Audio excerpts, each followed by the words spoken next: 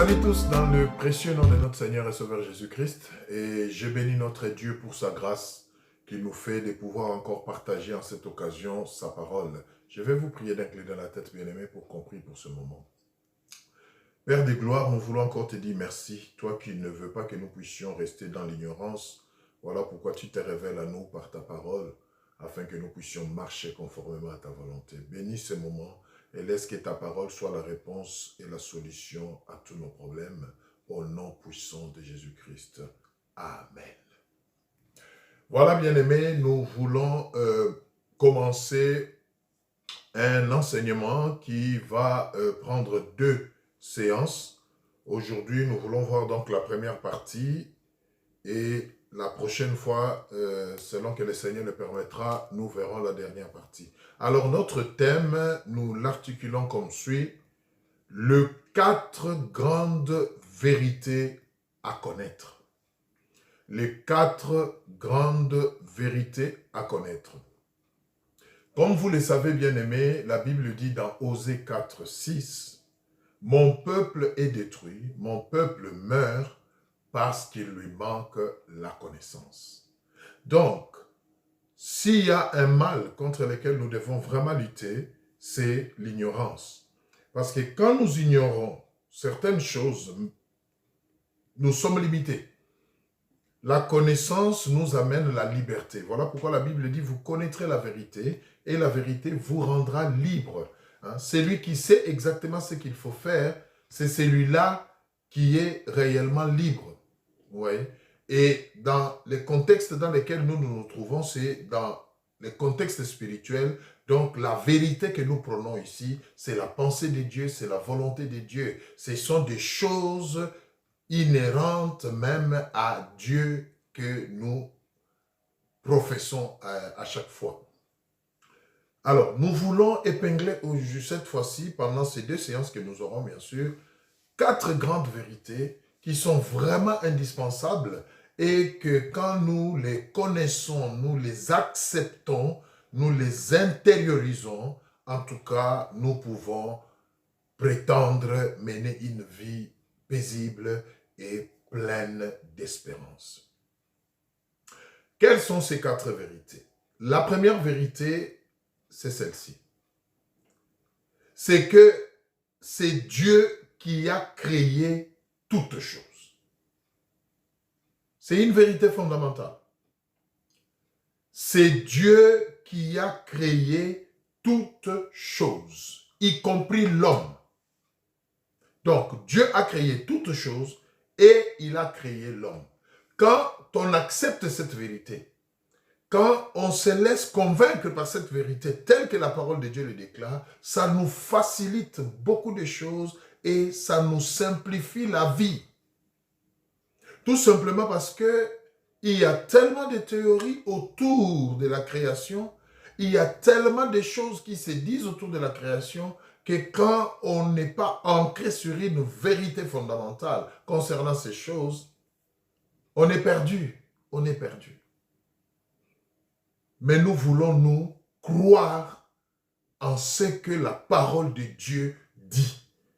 Et la parole de Dieu nous dit que c'est Dieu qui a créé toutes choses, c'est Dieu qui a créé l'homme. Et nous voulons croire en ça. Alors, nous allons prendre notre premier passage dans le livre de Genèse, au premier chapitre. Genèse, premier chapitre, nous allons lire du premier verset au 31e verset. Genèse, donc j'ai dit Genèse 1, 1 à 31. Écoutez ce que la Bible dit. Au commencement, Dieu créa les cieux et la terre. La terre était informe et vide. Il y avait des ténèbres à la surface de l'abîme, et l'Esprit de Dieu se mouvait au-dessus des eaux. Dieu dit que la lumière soit, et la lumière fut. Dieu vit que la lumière était bonne, et Dieu sépara la lumière d'avec les ténèbres. Dieu appela la lumière jour, et il appela les ténèbres nuit. Ainsi il y eut un soir, et il y eut un matin, ce fut le premier jour. Dieu dit qu'il y ait une étendue entre les eaux et qu'elle sépare les eaux d'avec les eaux. Et Dieu fit l'étendue, et il sépara les eaux qui sont au-dessous de l'étendue d'avec les eaux qui sont au-dessus de l'étendue. Et cela fut ainsi. Dieu appela l'étendue ciel. Ainsi il y eut un soir et il y eut un matin. Ce fut le second jour. Dieu dit que les eaux qui sont au-dessus du ciel se rassemblent en un seul lieu et que les secs paraissent. Et cela fut ainsi. Dieu appela le sec terre et il appela la main des eaux mer. Dieu vit que cela était bon.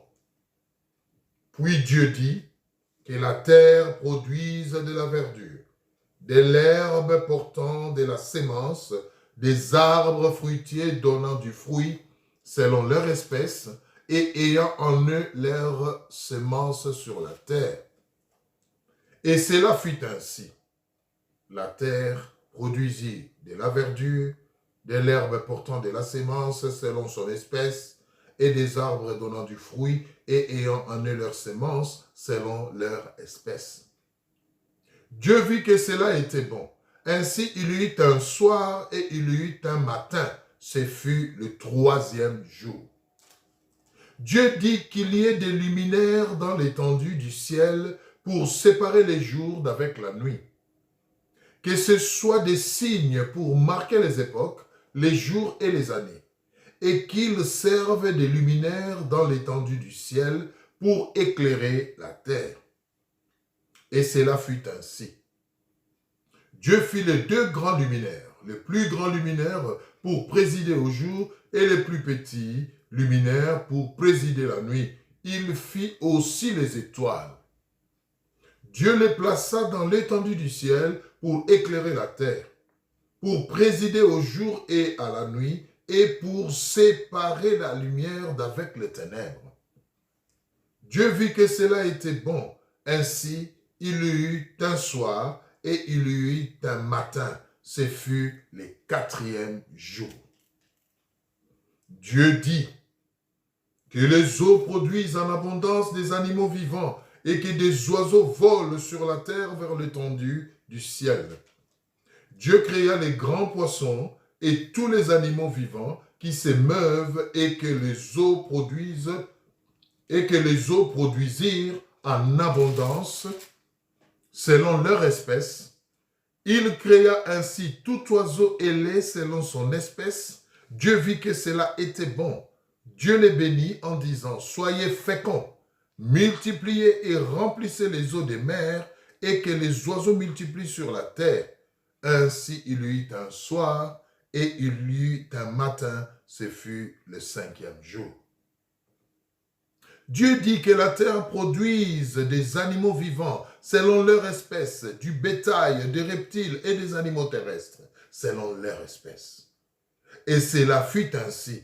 Dieu fit les animaux de la terre selon leur espèce, le bétail selon son espèce et tous les reptiles de la terre selon leur espèce. Dieu vit que cela était bon.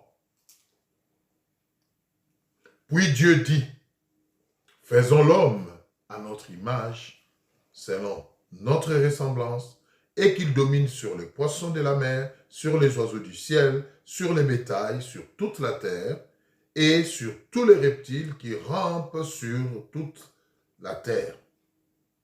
Dieu créa l'homme à son image. Il le créa à l'image de Dieu. Il créa l'homme et la femme. Dieu les bénit et Dieu leur dit, soyez féconds, multipliez et remplissez la terre et assujettissez-la et dominez sur les poissons de la mer, sur les oiseaux du ciel et sur tout animal qui se meut sur la terre. Et Dieu dit, voici je vous donne toute herbe portant de la sémence et qui est à la surface de la terre, de toute la terre, et tout arbre ayant en lui du fruit d'arbre et portant de la sémence. Ce sera votre nourriture. et à tout animal de la terre, à tout oiseau du ciel et à tout ce qui se meut sur la terre, ayant en soi un souffle de vie, je donne toute herbe verte pour nourriture. Et cela fut ainsi. Dieu vit tout ce qu'il avait fait, et voici, cela était très bon. Ainsi, il y eut un soir et il y eut un matin, ce fut le 6e jour. Bien-aimés, si vous avez suivi cette longue lecture, ou si du moins si vous l'avez faite ensemble avec moi, vous aurez constaté une chose, c'est que Dieu a créé l'univers et tout ce qui existe en parlant, par sa parole.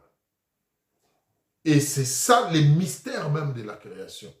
Dieu n'était pas en train de faire des dessins ou de s'imaginer des choses. Non, il parlait et les choses existaient. Il parlait et les choses s'est créées. C'est ça, tous les mystères même de la création. Et nous venons de voir qu'il a créé tout. Il a commencé par créer l'univers, les arbres, les animaux, les luminaires, créé tout. Et en fin de compte, le dernier jour, il a créé l'homme. Et la particularité de cette dernière créature, c'est que Dieu l'a créé à son image et à sa ressemblance. Et il a créé 2 spécimens, l'homme et la femme. Pourquoi? Parce que Dieu avait en vue la prolifération de l'espèce humaine et il ne voulait pas se donner la peine de commencer à créer à chaque fois. Il a donné à l'homme et à la femme, n'est-ce pas, les 2 spécimens, la bénédiction, la capacité de procréer afin de continuer l'œuvre de la création en ce qui concerne les espèces qui existaient et en particulier l'espèce humaine. Donc, la parole de Dieu est claire. Évidemment, nous croyons en cette parole. Nous croyons que la Bible est la parole de Dieu. Je sais qu'il y a beaucoup de controverses autour de ça. Il y en a qui disent la Bible c'est un livre comme tout le monde, comme tous les autres, pardon. La Bible a été écrite par les hommes. Et quelles sont les preuves qui prouvent que ce qui est écrit vient de Dieu? Il y a beaucoup de controverses autour. Je ne veux pas en faire l'objet de mon enseignement ce matin, ou au moins à cette occasion. Mais ce que moi je sais, c'est que c'est la parole de Dieu. La Bible n'est pas un livre comme tous les autres. Et la particularité de ce livre qui est la Bible, c'est que, c'est vrai, les hommes l'ont écrit, mais poussé par le Saint-Esprit, inspiré de Dieu. C'est ce qui fait toute la différence. L'inspiration de ce qui est écrit dans ce livre que nous appelons la Bible n'est pas l'émanation humaine, mais c'est une émanation divine. Et c'est tout ce qui change la donne. Et nous croyons que parce que la Bible le dit, que c'est Dieu qui a créé toutes choses, eh bien c'est Dieu qui a créé. Toutes les autres théories de l'évolution, l'homme a commencé par être un singe, il a commencé, bref, l'atome a donné la molécule, des petites particules. Bien aimé, toutes ces choses, quand vous êtes honnête et sincère et vous remontez ça, vous arriverez à un niveau où vous trouverez qu'il doit y avoir eu un créateur au début pour que toutes ces choses puissent s'expliquer. C'est vraiment inévitable. Il y a eu un créateur. Et ce créateur-là, c'est Dieu. Nous allons prendre notre passage pour renforcer cette pensée, n'est-ce pas, de la création de toutes choses par Dieu. Genèse 2, 1 à 4. Genèse 2, 1 à 4. Ainsi firent achever les cieux et la terre et toute leur armée. Dieu acheva au 7e jour son œuvre qu'il avait faite, et il se reposa au 7e jour de toute son œuvre qu'il avait faite. Dieu bénit le 7e jour et il le sanctifia, parce qu'en ce jour, il se reposa de toute son œuvre qu'il avait créée en la faisant. Voici les origines des cieux et de la terre quand ils furent créé. Bien-aimé, c'est ça la parole de Dieu. Les cieux et la terre ont été créés par Dieu. Ce n'est pas la génération spontanée ou quelque chose qui est sorti de... Non, il y a eu un créateur qui parlait. Et sa parole était tellement puissante et véhiculait la vie et les choses apparaissaient. C'est ce que la parole de Dieu nous dit et nous croyons en ça. C'est une vérité qu'il faut croire, qu'il faut accepter, bien-aimé. Et ce qui est beau, quand on accepte cette vérité, même la vie quotidienne, même la perception des choses change. C'est très important. Nous restons toujours dans cette première vérité qui consiste à reconnaître que c'est Dieu qui a créé toutes choses, y compris l'homme. Jean 1, 1 à 3. Nous allons lire Jean 1, 1 à 3. Nous allons vraiment lire abondamment la parole de Dieu parce que c'est ça notre référence. Nous n'avons pas d'autre référence pour parler de ces choses. Au commencement était la parole. Et la parole était avec Dieu. Et la parole était Dieu. Elle était au commencement avec Dieu. Écoutez. Toutes choses ont été créées par elle. Et rien de ce qui a été créé n'a été fait sans elle. Ah, bien aimé, c'est la parole de Dieu. Toutes choses ont été créées par la parole de Dieu. Et nous venons de voir dans Genèse qu'évidemment, effectivement, Dieu parlait et les choses se créaient. Et on nous confirme que rien n'a été fait sans la parole de Dieu. Bien aimé, c'est une vérité. Même si vous avez difficile à l'accepter, elle reste une vérité. Et ce qui est beau, quand vous l'acceptez, vous vous simplifiez la vie et vous verrez autrement les choses. Vous allez percevoir la vie autrement et ça va vous simplifier les choses. Croyez en la parole de Dieu. C'est important. Apocalypse 14, 7. Nous sommes toujours dans la première vérité à connaître. Apocalypse, c'est dans la fin de la Bible. Apocalypse 14, 7. Qu'est-ce que la Bible dit? Apocalypse 14, 7. Écoutez. Il disait d'une voix forte, « Craignez Dieu et donnez-lui gloire, car l'heure de son jugement est venue. Et adorez, écoutez, adorez celui qui a fait le ciel et la terre, la mer et les sources d'eau. » Bien aimé, le ciel, la terre, tout ce qui existe, c'est Dieu qui les a créés. Croyez en cette vérité, vous verrez que beaucoup de choses que vous percevez difficilement deviendront simples. Quand on reconnaît qu'il y a un créateur et qu'on peut se référer à lui, la vie devient simplifiée. Mais quand on veut entrer dans des théories, dans des choses qu'on a difficiles à prouver, ça devient compliqué. Passons à la deuxième vérité.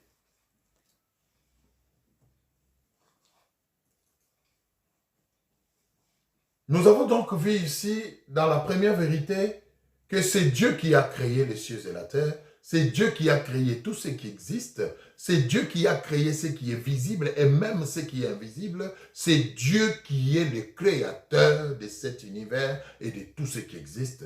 Et rien de tout ce qui existe n'a été créé par lui. Et l'excellence de la création, c'est l'espèce humaine.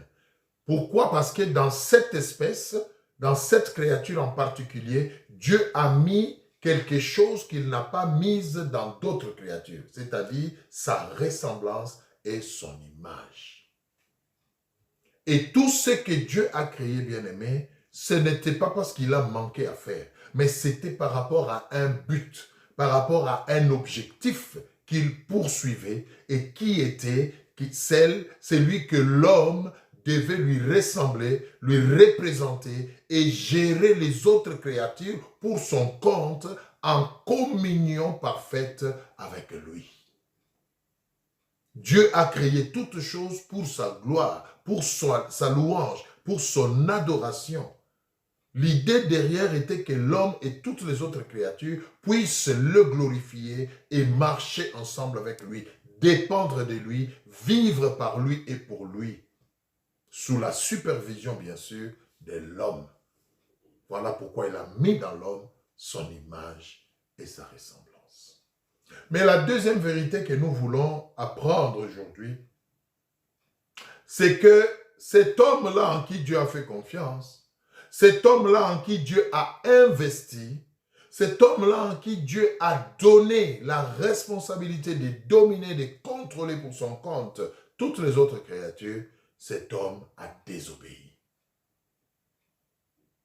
Et il est tombé dans ce qu'on appelle la déchéance.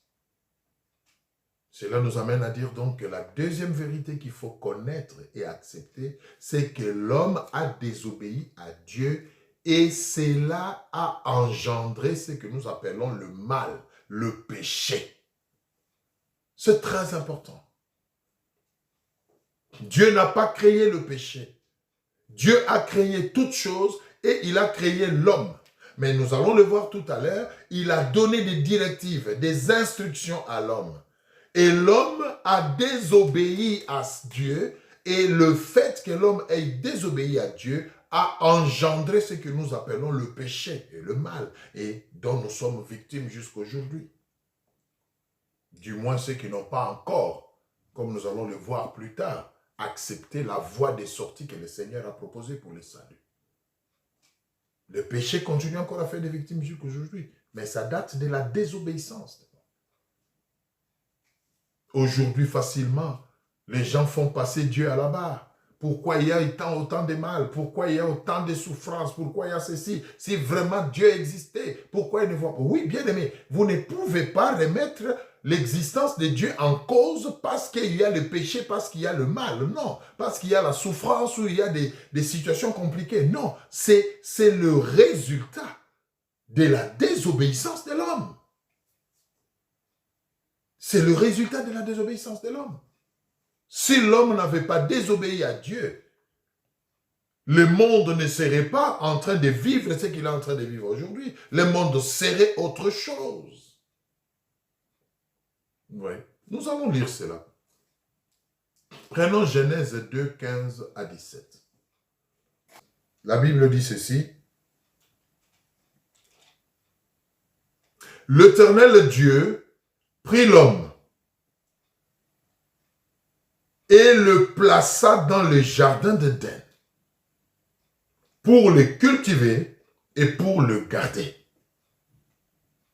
L'Éternel Dieu donna cet ordre à l'homme: tu pourras manger de tous les arbres du jardin, mais tu ne mangeras pas de l'arbre de la connaissance du bien et du mal, car le jour où tu en mangeras, tu mourras certainement. Voilà une instruction que le Seigneur donne. Dieu crée toutes choses. Il crée l'homme à son image et à sa ressemblance, avec un but derrière. Il apprête un cadre que nous appelons le jardin d'Éden, où il a tout mis, où il y avait toutes les autres créatures. Et il nomme l'homme comme la créature supérieure pour contrôler, pour cultiver, pour dominer et même pour nommer toutes les autres créatures. Quel degré de confiance! Et il dit à l'homme: tu peux toucher à tout, sauf à cet arbre-là que tu vois au milieu du jardin, qui est l'arbre de la connaissance du bien et du mal. Ne touche pas. Parce que le jour que tu vas toucher à cet arbre, tu mourras.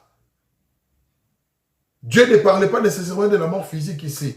Au fait, il voulait dire à l'homme: le jour que tu toucheras à ça, tu m'auras désobéi. Tu vas générer, engendrer quelque chose dont je n'ai pas envie, dont je ne veux pas que ça existe entre moi et toi. Donc, n'y touche pas, ne déclenche pas, n'engendre pas ces choses par désobéissance.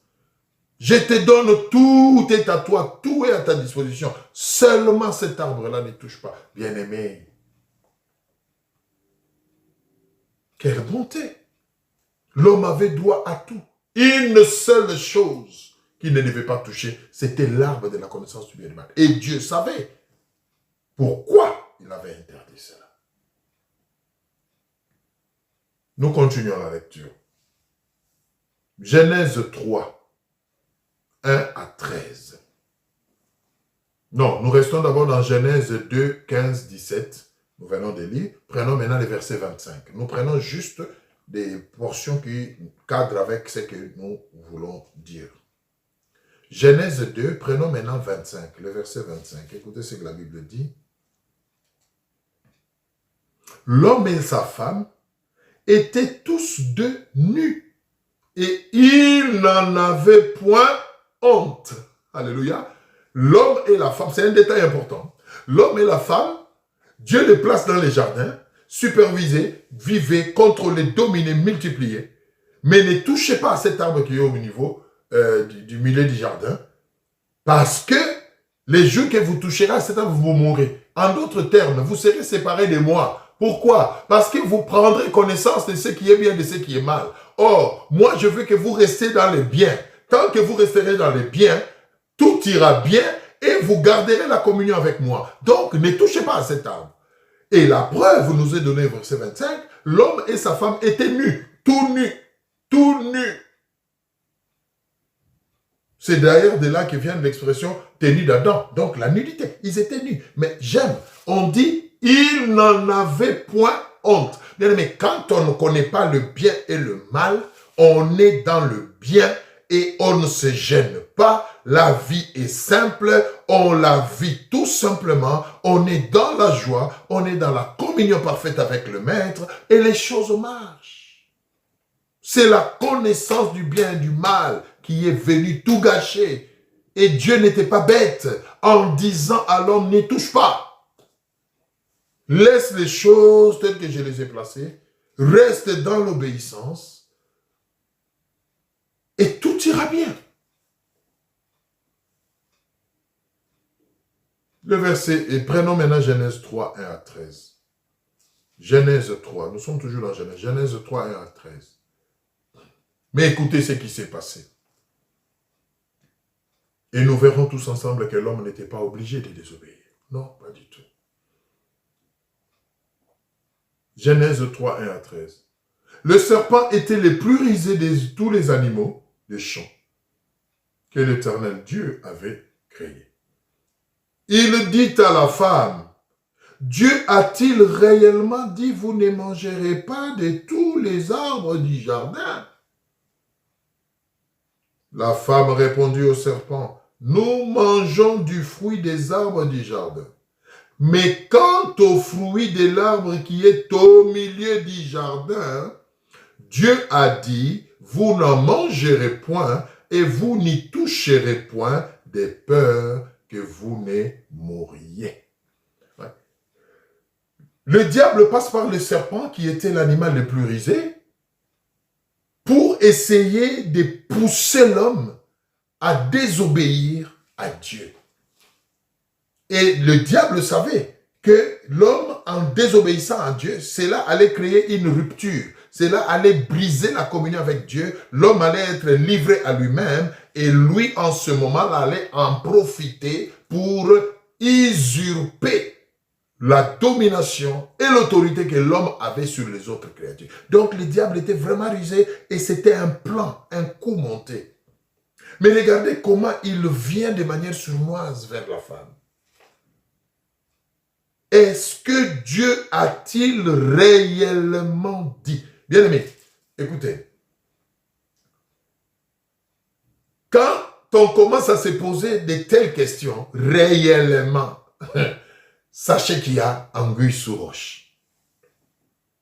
Et j'aime la réaction de la femme. Elle a répondu de manière spontanée, sporadique. Dieu a dit, effectivement, que nous pouvons manger de tous les fruits des arbres qui sont dans les jardins, mais quant à l'arbre qui est au milieu du jardin, Dieu a dit qu'on n'y touche pas.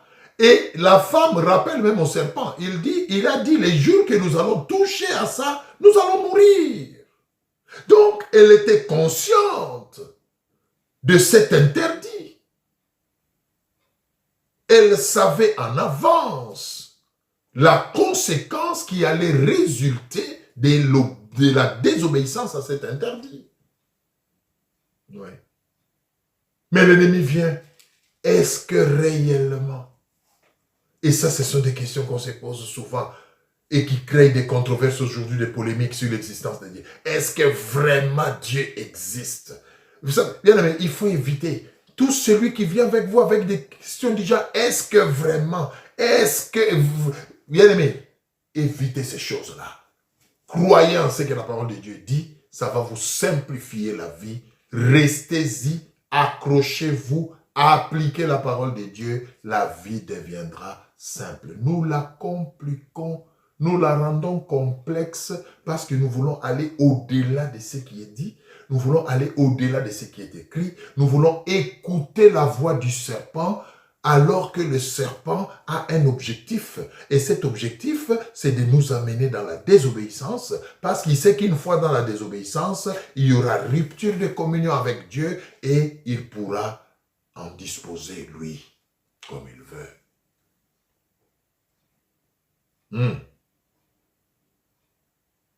Écoutez la réaction. Verset 4. Alors le serpent dit à la femme, vous ne mourrez point, mais Dieu sait que les jours où vous en mangerez, vos yeux s'ouvriront et que vous serez comme Dieu, connaissant le bien et le mal. Est-ce que le diable a menti ici? Non.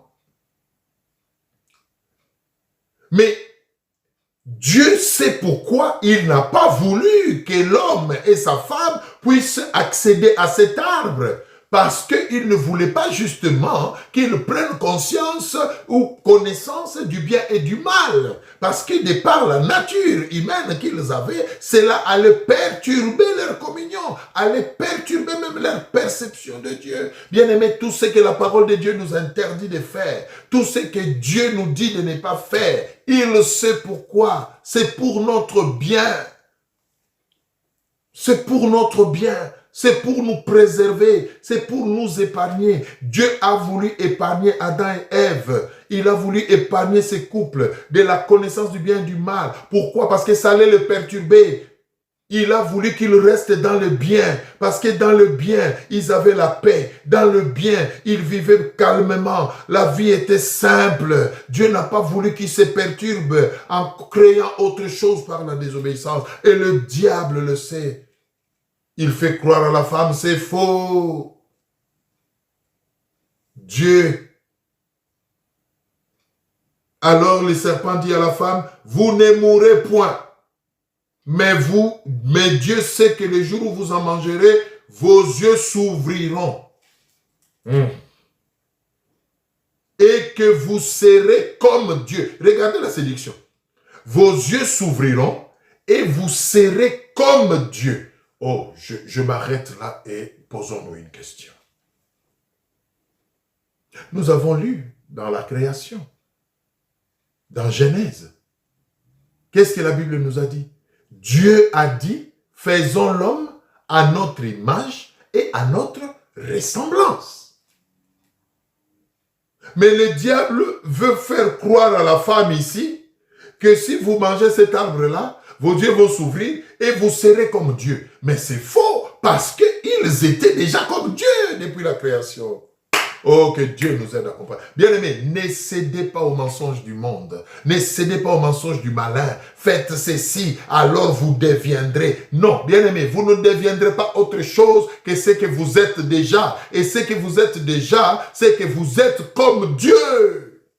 Parce qu'il vous a créé à son image et à sa ressemblance. Et dans Dieu, il n'y a pas la sémence du mal. Voilà pourquoi il n'a pas voulu que Adam et Ève touchent à l'arbre de la connaissance du bien et du mal pour que la notion de mal ne soit pas mentionnée. Mais le diable vient avec ruse. Non, Dieu vous interdit ça. Parce qu'il ne veut pas que vous soyez comme lui. Si vous touchez seulement, vous verrez. Vous serez comme lui. Et la femme a été tentée. C'est comme si c'était une révélation qu'on lui donnait, alors que c'était faux. Adam et Ève étaient déjà comme Dieu. Parce que l'image et la ressemblance de Dieu étaient en eux depuis la création. Bien-aimés, le diable viendra vous faire croire que vous allez acquérir des choses que vous manquez, alors que ces choses sont déjà en vous. Le diable viendra vous faire croire qu'il peut faire de vous un riche homme, alors que la richesse est déjà en vous. Le diable vous fera croire que vous serez un homme intelligent, vous aurez la renommée en devenant son adepte, alors qu'il sait que toutes ces choses sont déjà en vous. C'est un rusé. Le diable n'a rien créé. Le diable ne donne rien. Il vient par ruse nous faire croire qu'il nous donne des choses, mais en réalité, ce sont des choses qui sont déjà en nous. Voilà pourquoi je dis toujours aux enfants de Dieu, connaissez votre identité. Qui êtes-vous? C'est quoi votre identité? Un enfant de Dieu qui connaît son identité ne peut pas tomber dans la ruse du serpent. Parce que le serpent vient vous faire croire qu'il vous donne un plus. Il vous révèle une nouvelle dimension. Alors que cette dimension, alléluia, est déjà en vous. N'écoutez pas les mensonges du diable. Bien-aimé, le diable ne donne pas l'amour. Il ne donne pas les mariages. Il ne donne pas l'argent. Il n'en a pas. Les gens vont voir les féticheurs. Les gens entrent dans l'occultisme pour devenir riches. Vous allez voir un féticheur, un marabout. Il vous donne des gris-gris pour devenir riche. Mais observez bien sa propre vie à lui. Lui-même n'est pas riche. Il habite quelque chose qui ressemble à une maison. Mais il vous donne des fétiches et des pouvoirs qui vont faire de vous un riche habitant des châteaux et des villas. Mais ça ne vous interpelle pas. Le diable va vous donner des fétiches pour que vous puissiez, je ne sais pas moi, devenir riche, acheter des voitures, acheter des maisons, avoir l'opulence. Mais observez ces féticheurs-là, ces sorciers-là du village qui vous donnent ces fétiches. Même un vélo, il n'en a pas. Mais il vous donne l'argent, entre guillemets, pour que vous achetiez une Mercedes, alors que lui n'a même pas une brouette à la maison. Bien-aimé, le diable est un rusé. Il n'a rien. C'est un voleur. Il vole à gauche, il vient prétendre le donner à droite. Mais il ne crée rien. La femme n'a pas compris cette dimension. Non, vous ne mourrez pas. Dieu sait que si vous mangez, vos yeux vont s'ouvrir et vous serez comme Dieu. Alors qu'ils étaient déjà comme Dieu. Alléluia. L'ignorance. Verset 6. La femme vit que l'arbre était bon à manger et agréable à la vue. Vous voyez, la convoitise est née dans le cœur de la femme. Bien-aimé, plus vous écoutez l'ennemi, plus vous écoutez le diable, plus vous écoutez des choses qui ne sont pas dignes d'être écoutées, vous déviez. La Bible dit la foi vient de ce que l'on entend. Donc, ce que vous entendez peut faire naître en vous quelque chose. Et plus le serpent parlait à la femme, plus la convoitise naissait dans la femme. La femme a commencé aussitôt à voir autrement ses fruits. Et pourtant, cet arbre était toujours dans les jardins. Adam et Ève voyaient cet arbre, ils voyaient ses fruits, mais cette fois-là, par la ruse de l'ennemi, tout ce que l'ennemi a bombardé comme mensonge a créé la convoitise en eux et ils ont commencé à voir autrement le même arbre, le même fruit qu'ils voyaient tous les jours. Oh bien-aimés, n'écoutez pas les diables. Ne prêtez pas votre oreille à n'importe quel discours. Ça peut changer, ça peut bouleverser votre vie. La femme vit que l'arbre était bon à manger et agréable à la vue. Quand est-ce qu'elle a vu ça? Pourquoi tous ces jours, elle ne le voyait pas? après avoir prêté l'oreille au serpent. Qu'est-ce que vous entendez? Qui est votre conseiller?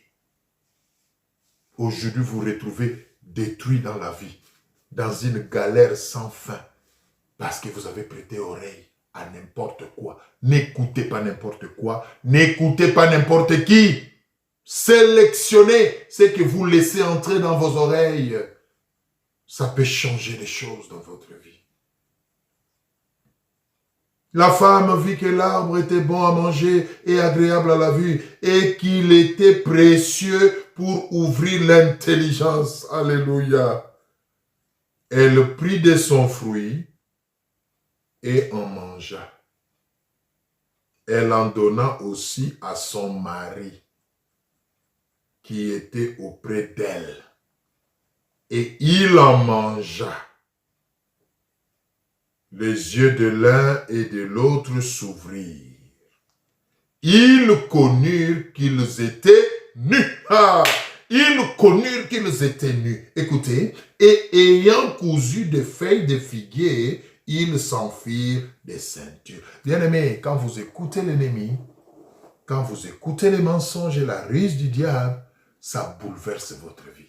Adam et Ève étaient nus. Ce n'était pas un souci. Aussi longtemps qu'ils n'avaient pas touché à l'arbre, ce n'était pas un souci.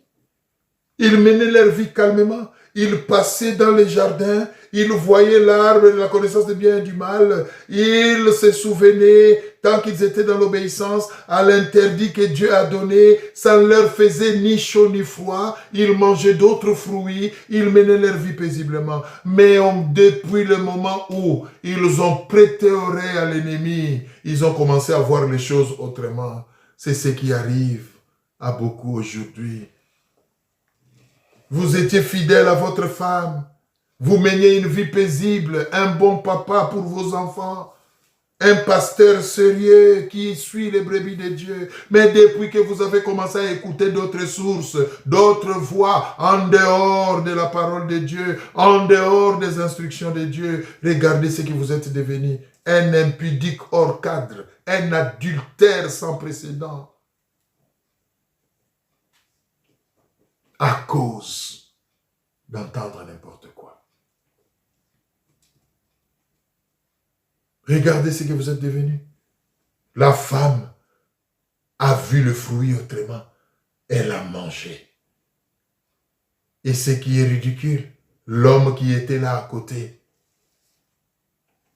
Solidarité dans l'amour, même dans le mal, n'importe quoi. Vous qui êtes mariés, ne faites pas n'importe quoi parce que l'autre l'a fait. Non. Adam connaissait cet interdit. C'est lui qui a été le premier dans les jardins.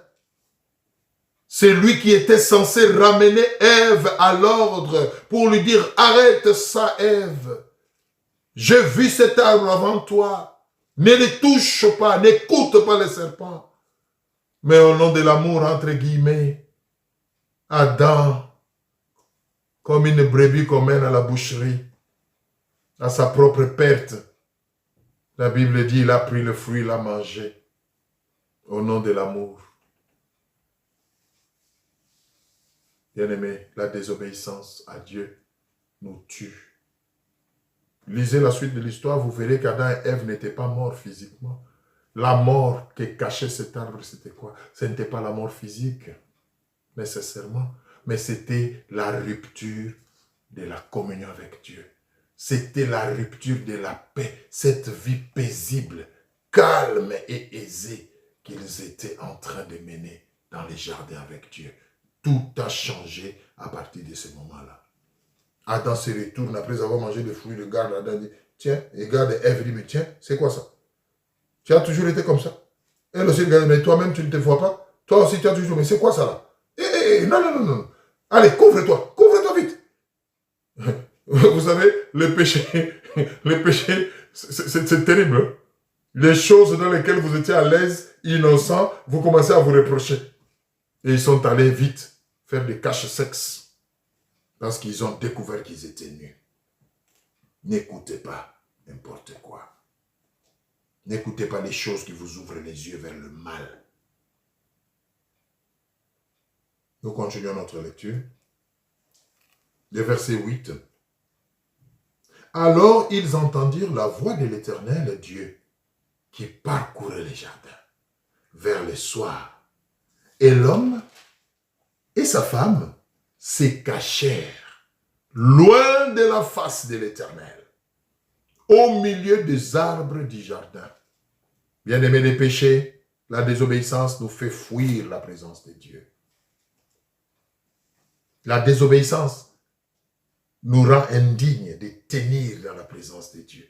Voilà pourquoi beaucoup ont abandonné l'Église, beaucoup ont abandonné le ministère. Ils se sont tellement ancrés dans les mal, les diables, les serpents les a tellement séduits qu'ils sont dans des choses indignes et ils se sentent sales. Ils ne peuvent même plus lever les mains pour crier à Dieu. Adam et Ève ont fui, ils sont allés se cacher quand ils ont entendu la présence de Dieu arriver. Alors qu'avant de prêter l'oreille au serpent, quand ils entendaient l'arrivée de Dieu, ils accouraient avec joie, ils venaient avec joie.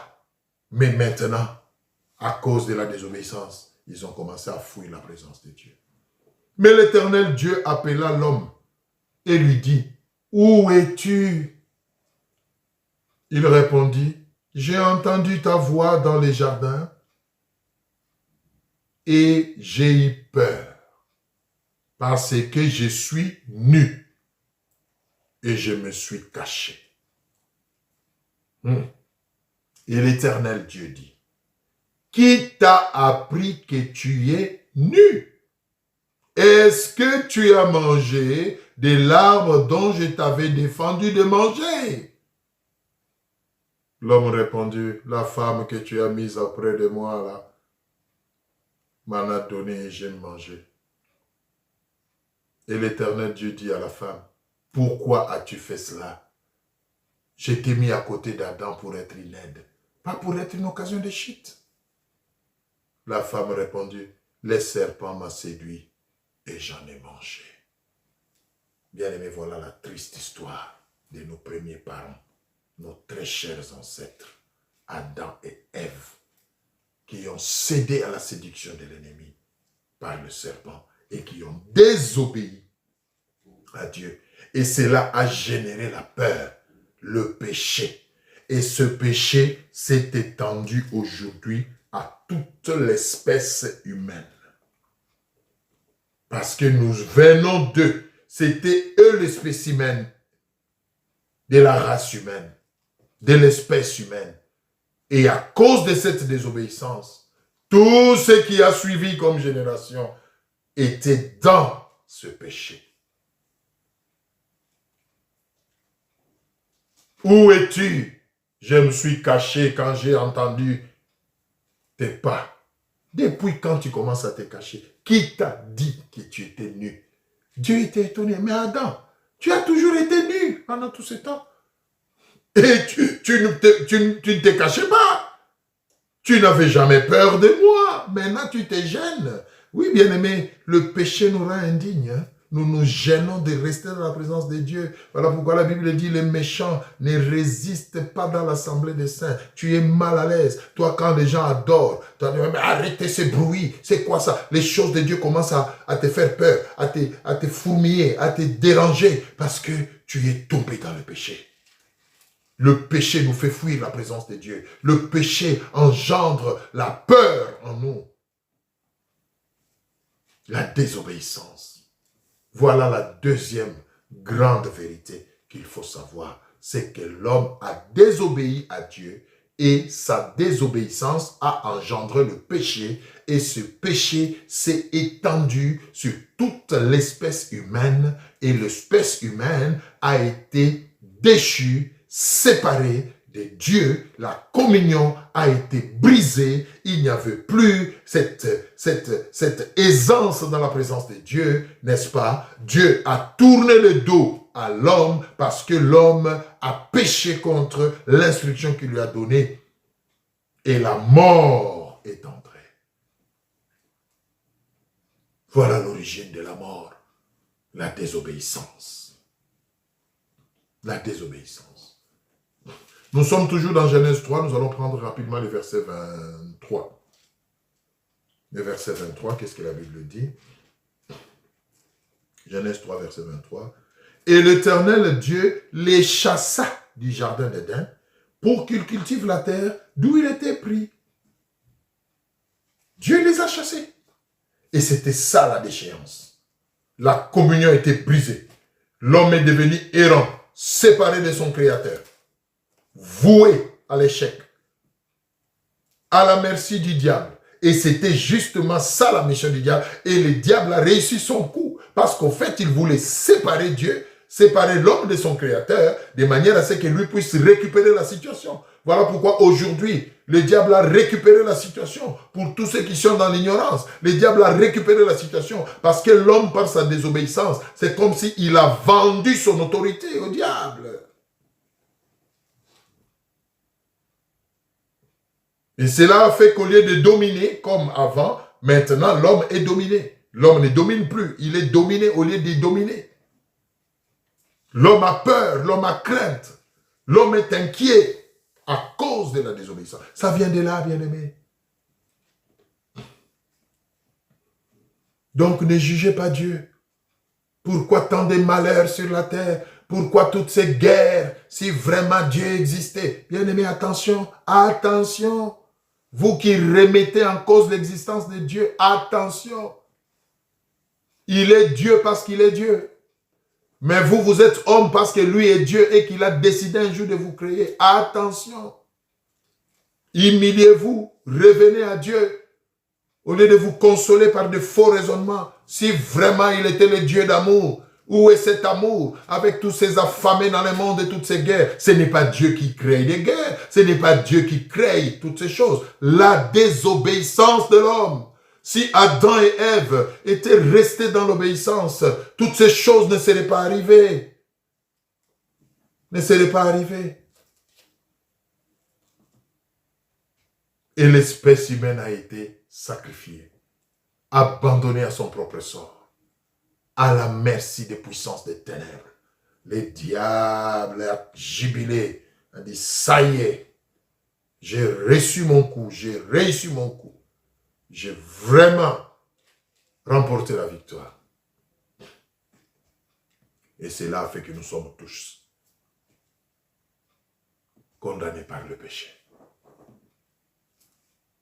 Prenons deux passages avant de terminer cette première partie. Romains 3, 23. Nous allons prendre Romains 3, 23. Romains 3, 23. Qu'est-ce que la Bible dit? Romains 3, 23. La Bible dit ceci. Oh, que Dieu nous aide. Romains 3, 23. Car tous ont péché et sont privés de la gloire de Dieu. Ah oui. Nous sommes tous pécheurs à partir de la désobéissance du spécimen humain. Adam et sa très chère épouse, Ève, à cause de leur désobéissance. Romains 5, 12 et 19. Romains 5, nous lisons 12 et nous allons lire 19. Romains 5, 12. C'est pourquoi, comme par un seul homme, le péché est entré dans le monde,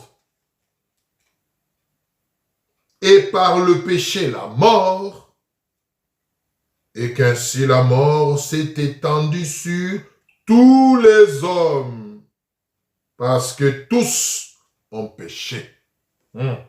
Nous avons tous péché. La désobéissance d'Adam et d'Ève a engendré le péché, et le péché a engendré la mort. Et cette mort s'est étendue sur toute l'espèce humaine. Nous sommes tous aujourd'hui pécheurs, à cause de notre ancêtre Adam et sa très chère épouse Ève, qui ont désobéi et qui ont brisé la communion avec Dieu. Voilà la deuxième vérité qu'il faut connaître. Tu dois reconnaître cela, que tu es déchu. Tu as perdu ta place. J'ai entendu les gens dire, mais nous on n'était pas là, moi je ne suis pas Adam, je ne le connais même pas. Comment alors on peut m'imputer ces erreurs? écoute, ça tombe sur toi comme un cheveu dans la soupe. Hein, parce que tu es humain. Ah oui, c'est comme ça. Tu es humain. Tu es humain. Tu descends d'Adam. Donc la sémence du péché qu'Adam a reçue à partir de sa désobéissance, ça circule. C'est une vérité qu'il faut connaître et accepter. Et cela va vous amener maintenant à savoir, comme on va le voir la fois prochaine dans la deuxième partie, est-ce que Dieu a laissé l'homme dans cette déchéance? Est-ce que Dieu a abandonné l'homme dans le péché, dans la mort? Non. Et heureusement, ça nous allons voir dans la deuxième partie. Nous allons donc nous arrêter là aujourd'hui en concluant en disant le péché engendré par Adam et Ève, le premier être humain, s'est perpétré dans l'espèce humaine. Comme Romains 5, 12 vient de nous dire. Nous sommes tous considérés comme pécheurs à partir d'Adam et Ève. Toujours Romains 5, nous avons lu 12, lisons maintenant 19 pour terminer cette première partie. 19, qu'est-ce que la Bible dit? Car, comme par la désobéissance d'un seul homme, beaucoup ont été rendus pécheurs, donc nous n'avons pas été avec Adam, mais malheureusement, par sa désobéissance, nous sommes rendus pécheurs. De même, par l'obéissance d'un seul, beaucoup seront rendus justes. Ça, nous verrons la fois prochaine. Alléluia. Oh, bien-aimé, la bonne nouvelle, c'est que oui, cette deuxième vérité est là. Adam et Ève ont désobéi. Ils ont engendré le péché. Le péché a amené la mort. Cette mort s'est étendue sur l'espèce humaine. De génération en génération, c'est vrai. Mais j'ai une bonne nouvelle pour vous. Dieu, dans son amour, à cause de son image et de sa ressemblance, n'a pas laissé l'homme dans la déchéance. Il a poursuivi son image et sa ressemblance dans l'homme. Il a mis en place un mécanisme, alléluia. Il a donné une voie de sortie pour rattraper l'homme, pour amener l'homme, alléluia, à revenir à lui. Ça, nous allons voir comme troisième vérité la fois prochaine et quatrième vérité pour terminer. Nous allons nous arrêter là pour cette fois-ci. Donc, je récapitule. Notre thème, c'est les 4 grandes vérités à connaître. Et nous avons vu que la première vérité à connaître, n'est-ce pas, c'est que c'est Dieu qui a créé toutes choses et qui a créé l'homme. Nous avons lu les passages. Et la deuxième vérité, c'est que cet homme-là que Dieu a créé à son image, à sa ressemblance, a désobéi à Dieu. Et sa désobéissance, n'est-ce pas, a engendré le péché. Et le péché, à son tour, a amené la mort. Et cela s'est étendu sur toute l'espèce humaine. Mais la fois prochaine, nous verrons quelle est la solution de Dieu à ces problèmes de déchéance de l'homme. Ça sera la troisième vérité et nous verrons la quatrième vérité et nous terminerons notre enseignement. Que le Seigneur vous bénisse et je vous en supplie vraiment, vous, tous qui avez suivi cette première partie, que le Saint-Esprit continue à vous enseigner parce que c'est lui le meilleur enseignant à accepter ces vérités. Dieu existe, bien-aimés. Surtout vous qui êtes athées, vous qui dites vous ne reconnaissez pas l'existence de Dieu. Regardez ne fût-ce que la nature. Elle ne vous enseigne pas. Qu'est-ce qui fait que le soleil sache que son temps est fini, il doit se retirer pour laisser la place à la lune? Qu'est-ce qui fait que la lune à son tour sache que son temps est fini, il doit se retirer ainsi que les étoiles pour que le soleil reprenne? Bien aimé, regardez la nature. Regardez la nature. Dieu existe. Ce monde a été créé par Dieu. Ce n'est pas la génération spontanée, ce n'est pas quelque chose qui est sorti comme ça, non. C'était l'atome, c'était ceci. C'est faux. Dieu a créé toutes choses. Croyez, acceptez cette vérité. Vous verrez que la vie deviendra beaucoup plus simple. Vraiment que le Seigneur vous bénisse et que le Saint-Esprit continue à faire résonner tout ce que nous avons partagé dans vos cœurs. Je vous dis à la prochaine occasion pour la deuxième partie. Soyez bénis.